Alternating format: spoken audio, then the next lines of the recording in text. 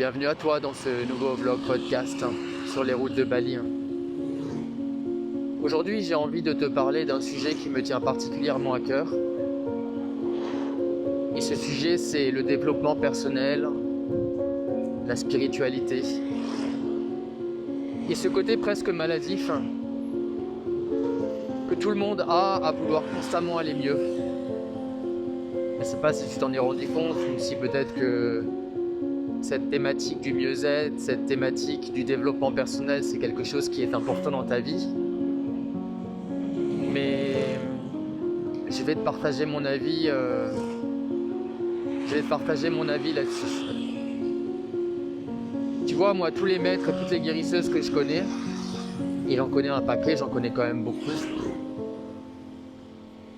Cette thématique spirituelle, cette thématique de constamment parler de comment aller mieux, comment se guérir, comment ci, comment ça.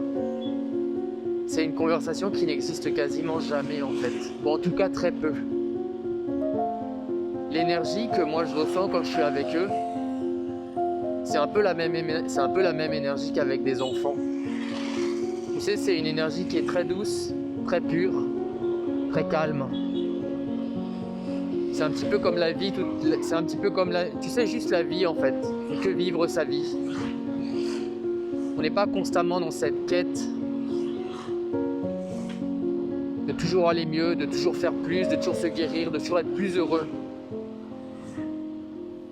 De ce que moi j'observe chez ces grandes guérisseuses en Indonésie et chez ces grands maîtres en Inde, c'est que il semblerait que le meilleur état, l'état qui semble être le plus approprié dans sa quête spirituelle, c'est celui d'arrêter de chercher, intellectuellement et d'accepter qui l'on est maintenant et ici, et dans cette acceptation de qui on est, de demeurer présent dans la présence de notre être. Je ne sais pas si ce que je te dis, ça te parle. Mais l'idée c'est d'accepter en fait qui je suis maintenant, d'arrêter de vouloir me changer et surtout d'arrêter de vouloir me changer extérieurement et de trouver en fait cette essence en moi, ce silence intérieur, et dans ce silence-là de demeurer présent, de demeurer alerte, de demeurer silencieux, mais de demeurer silencieux consciemment. Et dans ce silence-là, tout ce qui doit être guéri se guérit par lui-même en fait. Mon maître disait toujours, si tu arrives à être qui tu es, si tu peux demeurer qui tu es sans rien faire, cela est largement suffisant. Tu n'as pas besoin de te changer toi-même. Tu n'as pas besoin de changer qui tu es. Tu dois juste être qui tu es maintenant. Mais il faut arrêter en fait cette quête d'évolution incessante. Il y a quelque chose d'autre dont j'ai envie de te partager, c'est... Je le vois autour de moi, même auprès de certaines personnes qui sont des coachs ou des thérapeutes, et qui sont même des coachs très renommés, et qui passent par des périodes de crise, des périodes de mal-être. De passer par une période de mal-être, c'est absolument pas grave.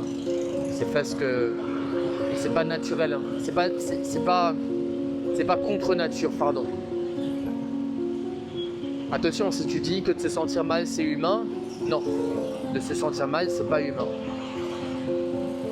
De se sentir mal et de ne pas savoir comment résorber ce mal, ça c'est le problème. C'est parce qu'on est encore l'esclave de nos émotions et de notre ressenti. Et on n'a pas encore pris le temps de faire des introspections intérieures. Introspections qui nous permettent de nous rapprocher de plus en plus de qui nous on est à l'intérieur. Et dans cette réidentification à qui nous on est en essence, tout se nettoie en fait. Tout se nettoie et tout se purifie. Et donc je disais en fait que je connaissais je connaissais beaucoup de coachs autour de moi qui passent par des périodes de gros mal-être, des périodes de gros stress. Et ça, je pense que c'est pas le réel problème, c'en est même pas un du tout en fait, que de se sentir mal. Mais le vrai problème, c'est de ne pas comprendre et de ne pas savoir comment réagir de manière saine face à ce mal-être. Ça, c'est un problème, je pense. Pour moi, la plus grosse problématique, parce que tous les êtres humains font, c'est que quand ils se sentent mal, ils ne savent pas s'arrêter en fait. Ils ne savent pas mettre leur vie sur pause de temps en temps. Juste arrêter. Arrêter de réfléchir, mais aussi arrêter de faire. Tout le temps dans l'action. Tout le temps en train de faire. Tout le temps en train de faire quelque chose. C'est hyper malsain. C'est hyper malsain de jamais savoir s'arrêter parce que je le dis souvent et c'est quelque chose. C'est une expérience à laquelle j'adhère profondément, c'est que nous, on est des êtres spirituels. Et on a une expérience humaine. On n'est pas des êtres humains avec une expérience spirituelle. On est des êtres spirituels ayant une expérience humaine. Et là, je te montre les rues de Bali avec les enfants qui jouent. Je ne sais pas si tu vois parce que j'ai le soleil juste en face. Nous, je te répète ce que je viens de dire. Nous, on est des êtres spirituels. On est des êtres spirituels. Et on est ici pour avoir une expérience humaine qui nous fait grandir. Expérience humaine qui nous permet de transcender toujours un peu plus cette spiritualité. C'est pour ça qu'on est là. On n'est pas là pour avoir plus tout le temps. Plus d'argent, plus de beauté, plus d'amour, plus de ci, plus de ça. Non. On est ici pour faire l'expérience de qui nous on est en essence. On est ici sur Terre pour faire l'expérience de qui nous on est en essence, d'un point de vue spirituel. C'est pour ça qu'on est là. On est vraiment ici pour ça. On est là pour transcender en fait ces sens physiques. On est là pour transcender en fait la carapace qu'est notre corps. Et on est là pour faire l'expérience de qui nous on est au-delà de ce corps et au-delà de toutes ces pensées dont on est trop souvent les esclaves. Et cette expérience, quand on l'a fait, il faut qu'on arrive à la naturaliser de plus en plus. Il faut qu'on arrive à s'ancrer de plus en plus à l'intérieur de nous-mêmes, dans la présence de notre propre silence. Dans ce silence-là,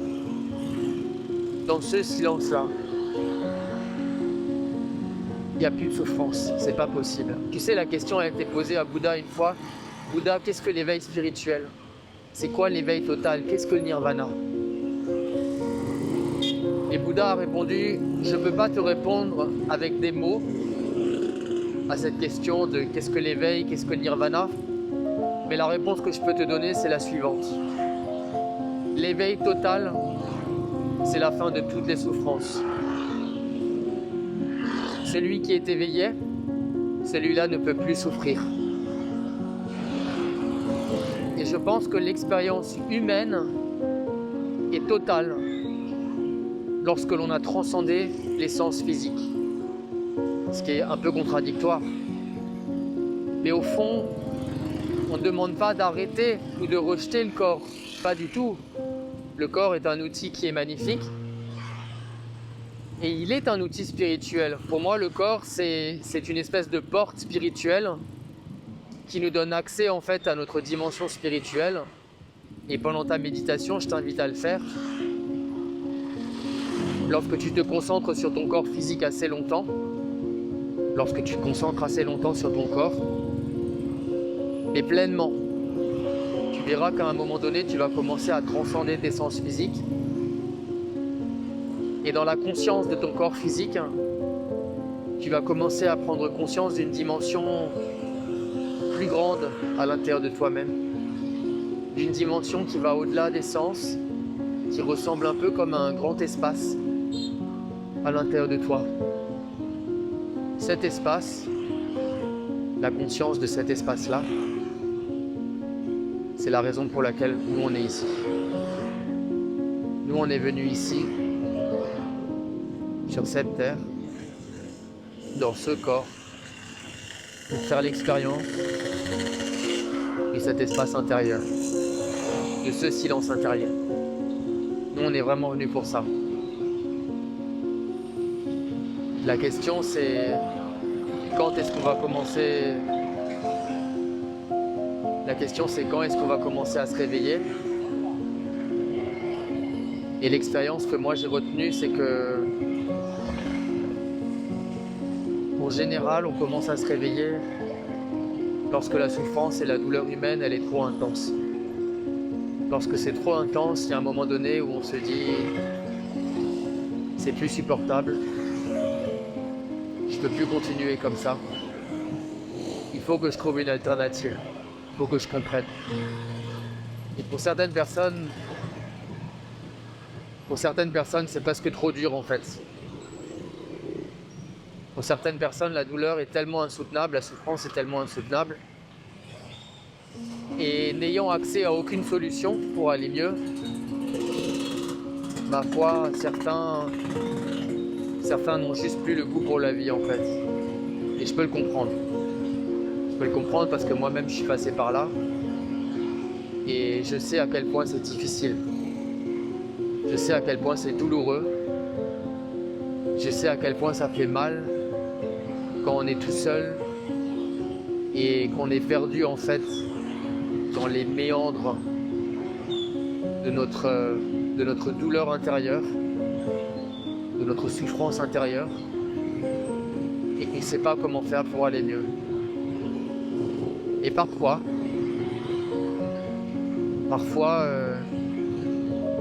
je ne sais pas si c'est la vie qui nous donne une opportunité d'aller mieux ou si c'est nous qui manifestons une opportunité qui nous permet de sortir de cette noirceur.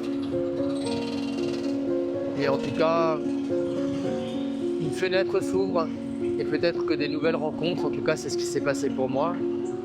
Moi ça a été la mort de ma mère. La mort de ma mère, ça a été une libération énorme. Parce que c'était très douloureux pour moi de vivre avec ma mère. Et au moment de sa mort, j'ai ressenti une libération très grande. Et surtout, c'était la première fois que je perdais quelqu'un en fait dans ma famille. J'avais jamais perdu quelqu'un avant. Et j'avais une question qui ne me laissait pas tranquille. Et cette question c'était, mais où est-ce qu'elle est allée? Où est-ce qu'elle est allée? Et cette question elle m'obsédait mais complètement en fait. J'arrivais presque plus à endormir la nuit. Et c'est là où je suis venu pour la première fois faire ce voyage spirituel à Bali. Et où je suis venu à la rencontre des guérisseuses. Et ça a été très douloureux avec les guérisseuses au début parce que elles tenaient un discours que j'arrivais pas à comprendre.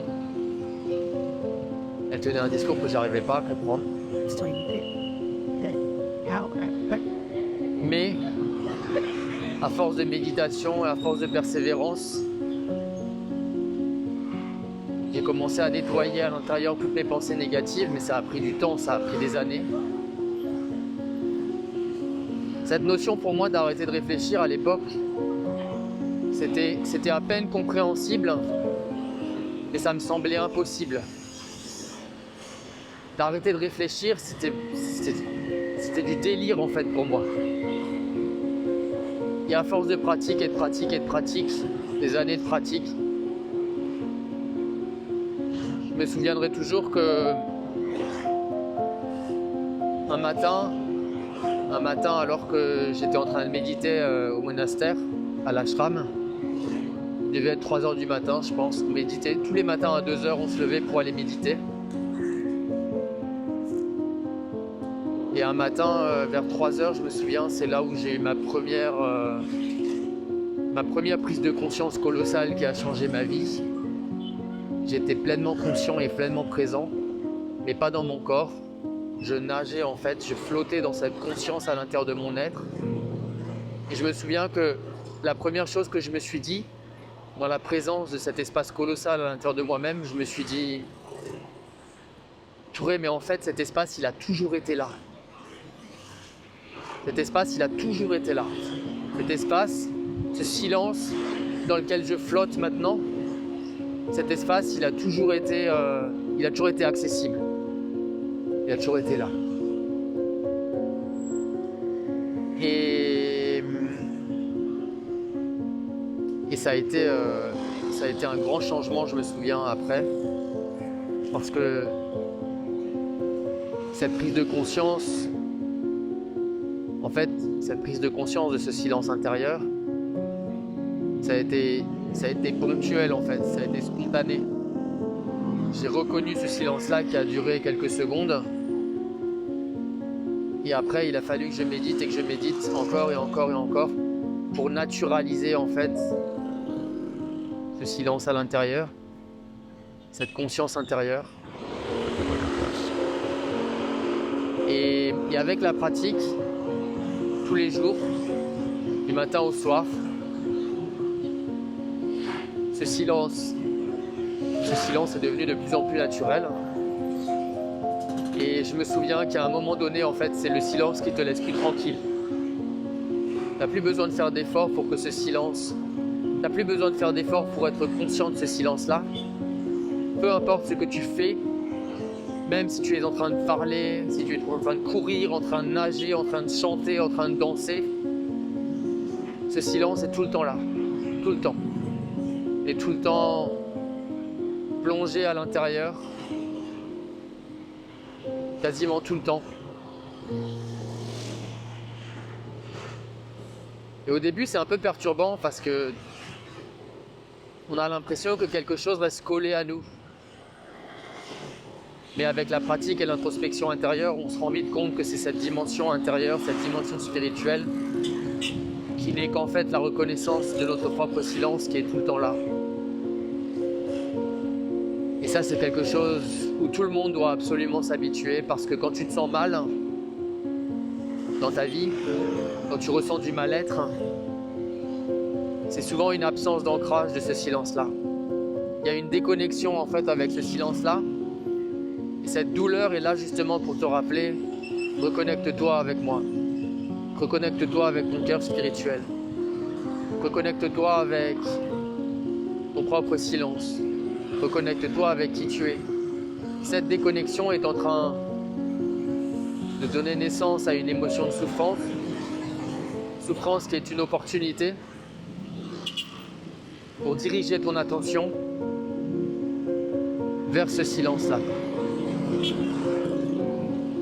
C'est pour ça que tout ce qui nous arrive dans la vie, absolument tout ce qui nous arrive dans la vie est quelque part bénéfique en fait.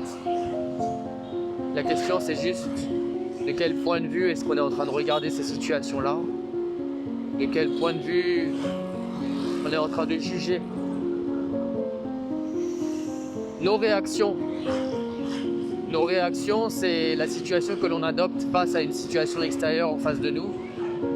Notre réaction, c'est ce qui fera que l'on aura une vie qui sera douloureuse ou agréable et constructive. Si lorsque quelque chose te plaît, si lorsque quelque chose ne te plaît pas, tu réagis de manière négative, alors ta réaction est en train de te punir. Si par contre, lorsqu'une situation de prime abord désagréable se présente, tu as une réaction telle que « Ok, quelle est la dimension en moi qui est en train de manifester cette situation extérieure à ma vie ?» Là, tu es en train de réagir de manière beaucoup plus saine. Tu vois, si par exemple une personne est agressive avec toi, si une personne est en train d'agir, si une personne est injuste avec toi, tu auras soit la possibilité de te mettre en colère, et donc si tu te mets en colère, tu es en train de réagir de manière destructrice pour toi-même, tu ne te rends pas service. Par contre, si tu te poses la question, ok, cette situation m'a mise en colère, quelle est la partie de moi qui ressent encore de la colère aujourd'hui? C'est cette partie-là que tu dois changer, que tu dois transformer, que tu dois guérir. Je le répète tout le temps et je rabâche, mais on ne peut pas faire l'expérience d'une situation physique qui n'est pas le reflet parfait de qui nous on est à l'intérieur. On ne peut pas vivre une situation extérieure, une situation physique qui ne fait pas écho à qui nous on est. Si ta vie est globalement douloureuse, c'est parce que dans son ensemble, tu es majoritairement, inconsciemment, dans une énergie de douleur, de souffrance et de résistance. N'oublie pas ceci, c'est ce que j'ai déjà dit dans mon dernier podcast. Ce ne sont pas les situations extérieures de la vie qui te font souffrir, ce sont tes blessures de souffrance qui viennent manifester des situations extérieures telles que celle-ci qui, comme tu le pensais initialement, t'a fait souffrir. Je te le répète. Ce ne sont jamais des situations extérieures à nous-mêmes, ce ne sont jamais des situations physiques. Ce ne sont jamais des situations physiques qui nous font souffrir, ce sont nos souffrances qui viennent manifester des situations physiques pénibles. C'est toujours de l'invisible vers le visible, jamais du visible vers l'invisible.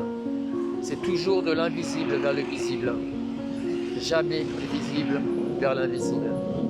C'est toujours de l'informe vers la forme, jamais l'inverse. Ce que tu ressens à l'intérieur, tu l'obtiendras à l'extérieur. Je te le redis une dernière fois,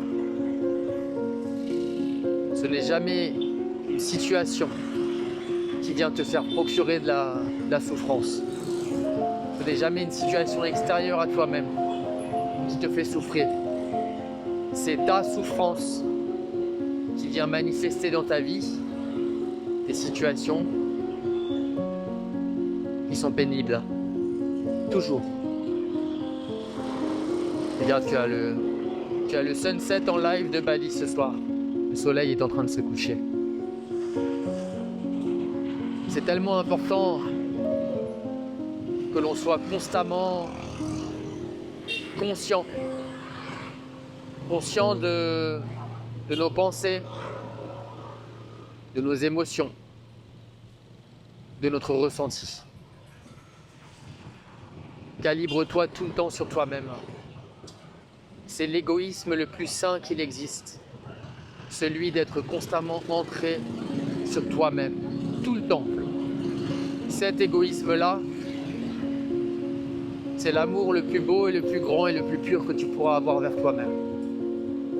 Regarde-toi toi-même, tout le temps. Observe-toi à l'intérieur. Prends conscience de tes émotions, de tes pensées, de ton ressenti. Toutes ces formes que sont les pensées, les émotions et les ressentis, ce sont des opportunités pour toi que de regarder à l'intérieur de ton cœur spirituel. Et fondamentalement, ces émotions et ces pensées ne sont pas tellement importantes. Ce qui est important, c'est que tu calibres ton attention à l'intérieur de ce berceau dans lequel se présentent ces émotions et ces pensées. Je te le répète. Fondamentalement, ce qui est important, c'est pas tellement les pensées et les émotions qui se présentent en toi. Ce qui est super important, c'est que tu tournes ton attention et que tu prennes conscience de ton attention à l'intérieur de ce berceau en toi, dans lequel se présentent tes pensées, tes émotions et ton ressenti. Tes pensées, tes émotions et ton ressenti, sont des indicateurs qui te montrent la direction de ton cœur spirituel. Ne regarde pas les pensées, mais regarde où elles prennent naissance, car là où elles prennent naissance, ça c'est ton cœur spirituel. Sous sa forme la plus pure, sous sa forme la plus pure et sous sa forme la plus parfaite. Regarde à l'intérieur, dans cet espace qui est intouchable, dans cet espace qui est pur. Regarde à l'intérieur. Tu verras que dans ce silence, tu es intouchable. Ce silence-là est intouchable. Tu te rendras aussi compte que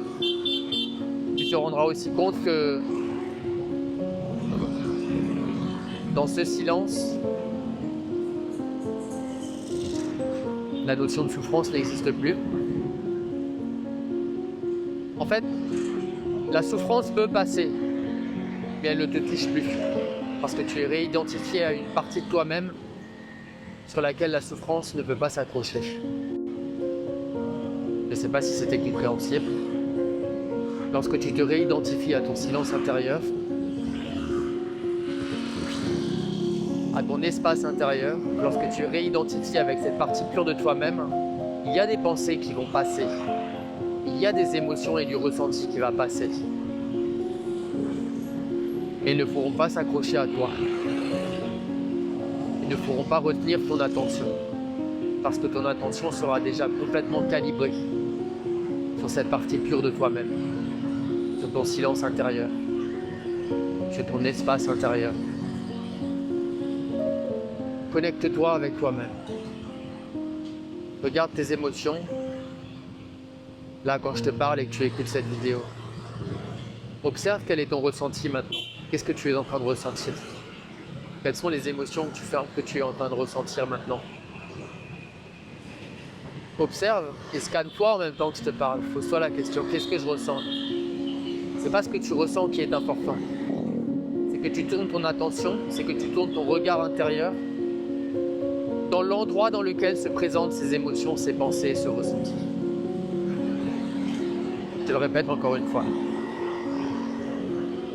Pose-toi la question de ce que tu es en train de ressentir maintenant. Qu'est-ce que je suis en train de ressentir?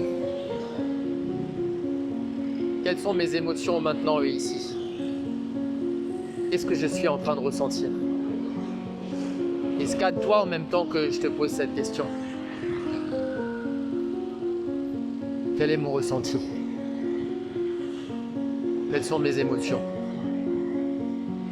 Mais ne prête pas attention aux émotions et aux ressentis. Regarde uniquement l'espace dans lequel elles se présentent. C'est ça qui est important. C'est cet espace-là qui est vital.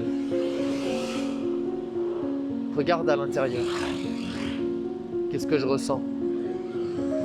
Quelles sont mes émotions? Cette dimension de toi-même, ce berceau à l'intérieur de toi-même, ça, c'est la partie la plus pure dans ton être. Regarde, je te montre cette petite portion de la route qui est magnifique. Tu vas y voir dans quelques secondes toutes les rizières. Ici, c'est splendide. Je ne sais pas si tu vois quelque chose. Le soleil est en train de se coucher derrière. On a l'impression de nager sur ces rizières. Tellement calme. Qu'est-ce que je suis en train de ressentir? Et faire facile avec toi-même. Reste tout le temps connecté avec cette partie de toi-même. Quelles sont mes émotions? Quel est mon ressenti intérieur? Qu'est-ce que je ressens maintenant et ici?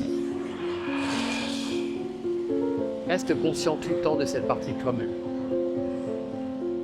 Qu'est-ce que je suis en train de ressentir? Tu verras qu'avec la pratique, en restant connecté avec cette partie silencieuse de ton être, en toi, cet espace, ce grand vide à l'intérieur de toi-même, tu verras que ce vide ne te laissera plus jamais tranquille. C'est lui qui va te suivre partout où tu iras. Mais continue cette introspection. Ne t'arrête pas. Qu'est-ce que je suis en train de ressentir? Quelles sont mes émotions maintenant ici? Regarde cet espace à l'intérieur de toi-même, là maintenant, quand je suis en train de te parler. Scanne-toi. Essaye de te scanner. Si moi je peux me connecter à mon silence intérieur alors que je suis en train de rouler en scooter au milieu de ce trafic, alors toi aussi tu le peux. Toi aussi tu le peux quand je te parle et que je te dis, pose-toi la question de quel est ton ressenti et quelles sont tes émotions. Eckhart Tolle a une fois fait l'analogie par rapport à ça et j'aime beaucoup cet exemple. En fait, il dit, quand on va dans les églises, je ne sais pas si tu l'as déjà vu, mais dans les églises, on voit souvent une image de Jésus avec un cœur ouvert. C'est Jésus en fait qui se tient avec un cœur ouvert et avec les deux mains, il écarte son cœur. Et Eckhart Tolle nous explique qu'en fait, cette image-là, c'est l'enseignement de Jésus qui nous dit plonge à l'intérieur, regarde tes émotions, regarde ton ressenti. C'est dans cette direction-là que tu dois regarder. Lorsque tu regardes à l'intérieur de ton être, il n'y a plus rien à faire. Tout est fait. La guérison se fera par elle-même. Tu es réidentifié à la partie la plus pure de toi-même. Qu'est-ce que je suis en train de ressentir maintenant ici? Tu peux te poser la question alors que je suis en train de te parler là maintenant. Qu'est-ce que je suis en train de ressentir? Tu regardes à l'intérieur de toi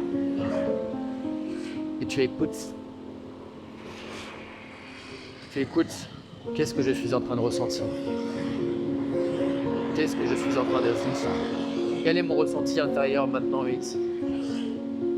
Fais-le là quand je suis en train de te parler. Scanne ton ressenti intérieur. Observe tes émotions. Observe ton ressenti. Sois à l'écoute de ces indicateurs qui sont là pour te montrer la direction de ton cœur spirituel. Je suis en train d'arriver à destination. Je vais te montrer ces magnifiques rizières. Je vais aller un petit peu à la salle de sport. N'oublie pas, s'il te plaît, de se connecter avec cette partie de toi-même qui est ton cœur spirituel. Parce que crois-moi que même ce décor que tu vois là maintenant et qui est idyllique, crois-moi que ce décor n'est pas aussi beau.